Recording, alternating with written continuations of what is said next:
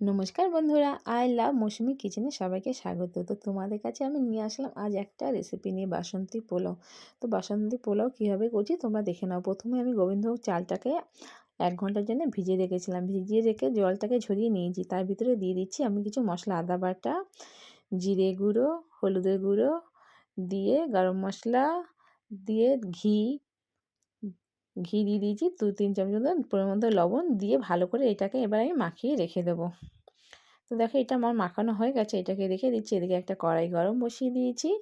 তো কড়াইয়ের ভিতরে দিয়ে দিয়েছি 3 চামচ মতো ঘি। তার ভিতরে কিশমিশটাকে ভেজে নিয়েছি, কাজুটাকে ভেজে নিয়েছি। তার ভিতরে কিছু গরম মশলা, তেজপাতা দিয়ে পোলাও চালটা দিয়ে দিয়েছি। দিয়ে ভালো করে এটাকে একটু ভেজে নেবো। যে গ্লাসে চাল নিয়েছিলাম ওই গ্লাসে এই জল মেপে দিয়ে দিচ্ছি। তোমাদের যদি আমার ভিডিওটা ভালো লাগে তাহলে ফুল ভিডিও যদি দেখতে চাও আমার চ্যানেলে চলে যাও, লাইক করো, একটা শেয়ার করো, একটা সাবস্ক্রাইব করো, পাশে থাকা বেল আইকনটা প্রেস করে দাও। বাই বন্ধু।